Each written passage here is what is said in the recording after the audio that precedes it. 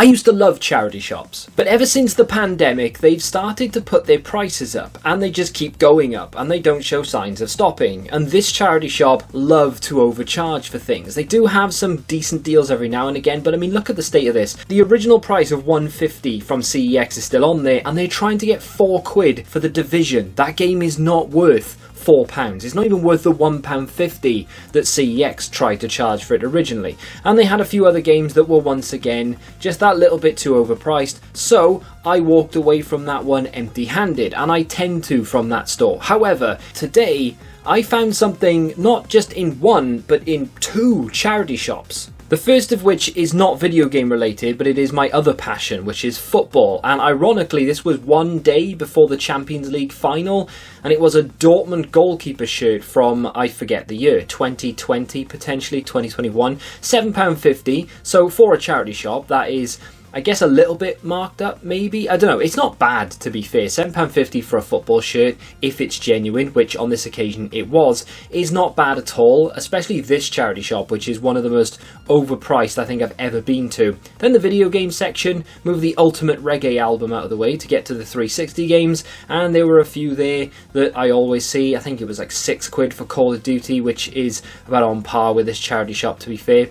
And a couple of PS4 games off to the right there, but they were Call of Duty, Battlefield and a FIFA. And then I moved back over to a PS1 game. Very rare to see that in a charity shop, but they wanted whatever they wanted for it. I can't even see the price from this angle, but not really worth picking up because it only sells for about £5 on eBay. And I say that, it doesn't even sell on eBay for a £5, it's listed, so you'd probably be taking a bit less. Incidentally, I bought that Dortmund shirt. Now, I don't really know whether I should bother putting that into the series or not. It was just worth mentioning that, hey, I went to a charity shop and I actually bought something. I have bought things in the past. Obviously, we've made quite a lot of money from large ticket items in the past, but 9 times out of 10, and in fact 9.9 times out of 10, you'll walk into a charity shop, everything's overpriced, there's nothing for anyone, and you just walk out disappointed. I am going to look to flip that Dortmund shirt quite quickly. I did originally put it up for about £30. It's in pretty good condition, to be fair, and I know it will sell for 30 at some point because this is not that common, but I am lowering it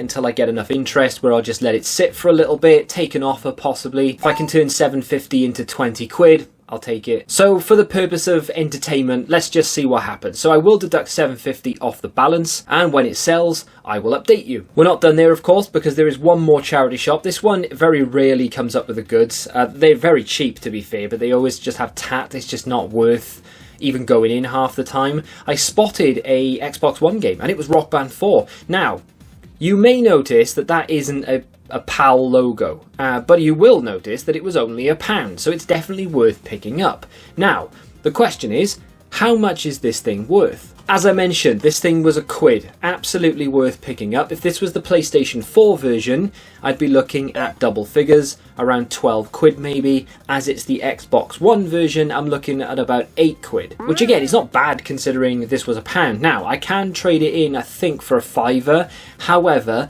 I may run into a bit of an obstacle given the fact that this is not a PAL rating system. I'm pretty sure that is like Australia or something. At least I think it is. It might just be a generic rating system that comes with these type of things, because normally this would have been sold with a peripheral, i.e. the guitar.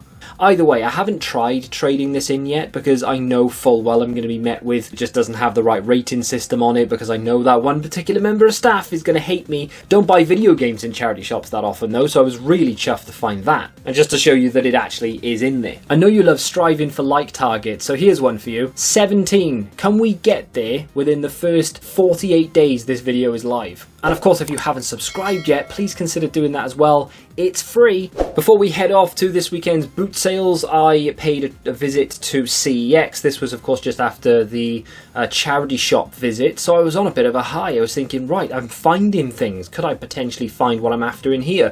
Now, what I'm looking for, obviously, is promo games, but since I've decided that I'm probably going to use the credit now that I've built up so far, and will look to build up more in the future, of course, on games that I want for the collection. I was looking for things that I was willing to pull the trigger on.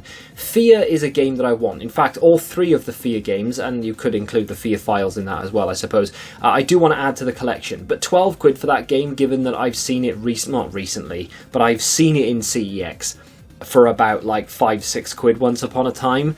Very reluctant to spend 12 on it because it was once £5 or £6. That's how my mind works. I don't know why, but it annoys me when I have to buy things that are more expensive than I originally saw them for. So as I'm looking through, might as well go through a few of the sort of comments and concerns and things. A lot of people laughing at me because I like to change my mind a lot.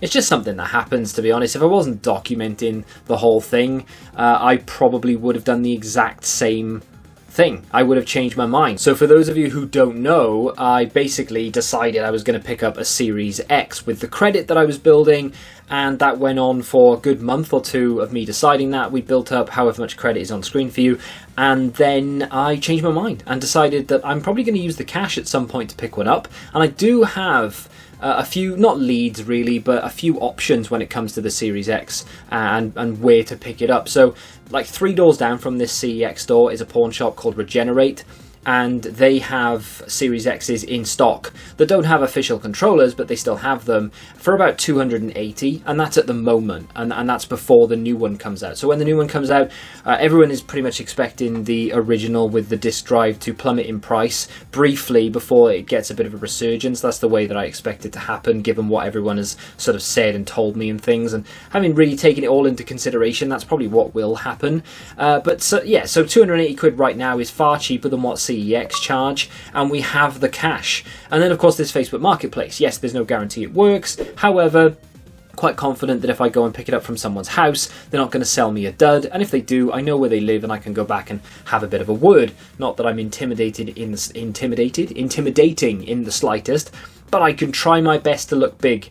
But with that being said, I'm more than happy with the direction that I'm going in right now. It's just a case of what I want to spend that credit on. On this occasion, unfortunately, there wasn't really anything that stood out to me that was really worth picking up. There are games in CEX that I want, and there are loads of 360 games that you just saw that I don't own, and I would like to pick them up. However, I'm not just going to buy them for the sake of them. They either need to be games about to spike in price, in my opinion, or games that I really want to play there and then, or have some other special meaning to them. I'm not just going to go in and buy anything and everything with this credit and then start again. I want to buy things that I've wanted for a long time, or that I don't see that often. So with that in mind, I will pay another visit to CEX soon. Let's turn our attentions now though to the boot sales. I went to 2 boot sales this weekend. One of them was kind of just like a passing thing. It's in a Morrison's car park, like right next to where I live. And if it's on, I'll pop in and have a quick run round. I say run round, there's literally like, I don't know, 15 stalls in this thing. But for me personally, these type of boot sales tend to be the best. Now, I'm going to show you something that I'm not going to include in the series. I could if I wanted to, and it would boost the finances up even more. I'm not going to, I'm just going to give you a bit of an example. This boot sale was winding down, and it had been open for a good few hours, and we were just on a bit of a walk, and I found these. Now, these are Air Max 90s, and in a bit of a rare colourway. You don't see these that often. They're only a size 5, so they are like a women's shoe or a junior shoe, if you will. But these things were a £5, and they'd been sat on the floor for a good few hours, and nobody had bought them. Now, these things are not that common, and had a reseller gone through here before me, they would absolutely have noticed those and bought them, because like I mentioned, they were only a £5. To be fair, I probably could have offered less, but I thought a £5 was fair, because I know I'm going to be able to make money on these. And here they are. They cleaned up really, really well. They were pretty grubby when I first picked them up. As I mentioned, not going to include that in the series, but smaller boot sales like this, they're not that appealing to most, which means they should appeal to you, because the mindset is not going to waste my time going to this small Morrison's car park boot sale because there aren't that many stalls, it's not worth my time. But if everyone had that opinion, no one would turn up, and in this instance it looks like no one bothered to turn up because they were still there, and that's not the only thing I found. This next thing isn't amazing by any stretch of the imagination, but it just does go to show. So this stall right here, they probably had a few other things I could have looked at, but the one thing that caught my eye was this PlayStation 4 controller. It wasn't a legit PlayStation 4 controller, nor was it claiming to be. It didn't have Sony written on it at all, and he wanted £3. How much have we got on that? £3.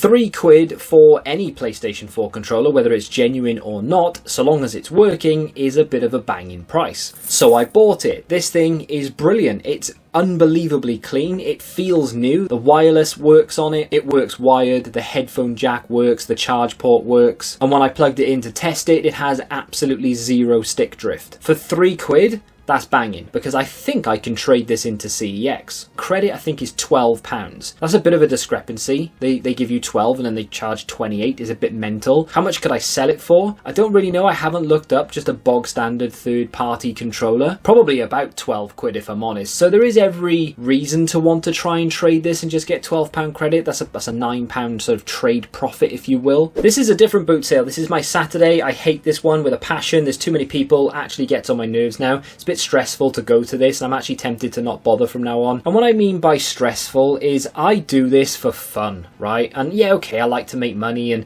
I do need to make money, but at the same time, if this isn't enjoyable, going to boot sales, and it's more stress and hassle than it's worth, then I'm just going to stop doing it. And this one really does get on my nerves. I always have one regret in a boot sale, and this one could potentially be the regret. So there is a pretty clean looking original Xbox here with all the stickers in the right place and everything, and a bag of wires. Now, unfortunately, there was no controller here, which did kind of put me off. There is an instruction manual, but also there is a light gun on the floor, which I didn't really pay too much attention to. I did see it and I did wonder if it was worth money, because I know that like old Nintendo light guns can be worth an awful lot of money.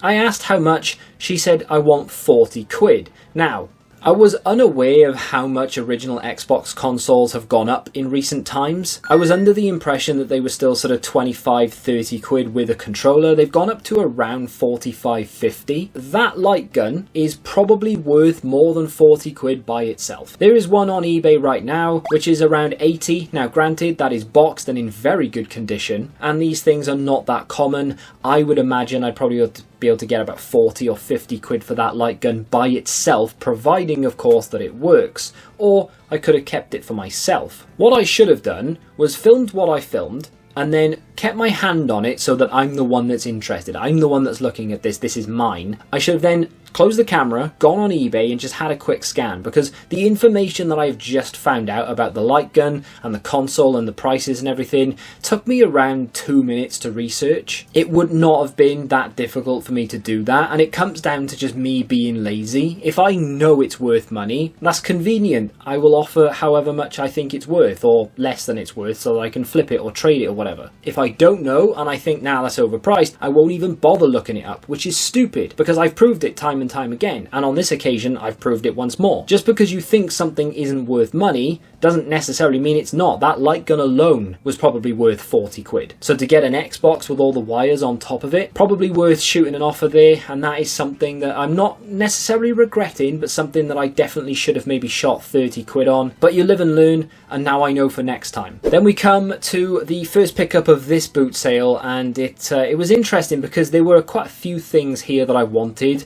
and there was too many people, and it got on my nerves. It really did get on my nerves. So when I went back around, my wife convinced me to go back around. There were still a couple of controllers and some games on the table, and I said, how much do you want for this PlayStation 4 controller? It looked in pretty good condition. It looked genuine as well, which is what I was looking for. How much was that one? Mate, I was asking a tenner each, but I think that's a bit steep, that is. What was your offer for it? They do work. I don't know, £5 maybe? Yeah. He said a £5 each for the PlayStation 4 controllers. There was an Xbox 360 controller there as well. I've got about 4 of them. I don't need any more. Yes, they can actually be worth money, but if they're broken, they're a lot harder to fix than something like a PS4 controller. So I left that alone. The other PS4 controller had chewed sticks, and there was a problem with the L2 button. This one that I bought seemed to be decent. Now, I was very wary that this could either be fake or have issues such as stick drift, which is very common for PlayStation 4 controllers. Now, cost me a £5. Can't show it it to you. It sold the very same day. When I took it home and I tested it, it did indeed have stick drift. So I took it apart just to make sure that it was original and it was an actual Sony controller, which it was, thankfully. But then I also tried to clean it because stick drift can be fixed with a little bit of isopropyl, and you try and loosen up all the gunk and whatever. And it could just be a case of muck and hair and dust and things causing it to drift. It did fix it a little bit. I would say fixed. It improved it, shall we say. But it still had drift. Now I listed it on Vinted and I said, has drift, ideal for a second controller that's used every now and again, or for a repair. Someone bought it for 15 quid, providing I threw in a charge cable, which, as a reseller, I have loads of spare cables. We've been through this, so I threw one in, and 15 quid later, job done. So rather than just deducting £5 and then adding it 15 back, I'm just going to add 10. So £10 goes on the cash. That has essentially paid for Rock Band and our unofficial PlayStation 4 controller. So not a bad day at the office, but we're not quite done yet. A fairly common sight at a boot sale, but there are people everywhere, and I just noticed she had shoes, didn't even realise. So video games are plenty, and all the resellers and collectors have picked up the ones that they want. She's going through how much things are. I pick up this, which is a Hori Split Pad Pro for the Nintendo Switch.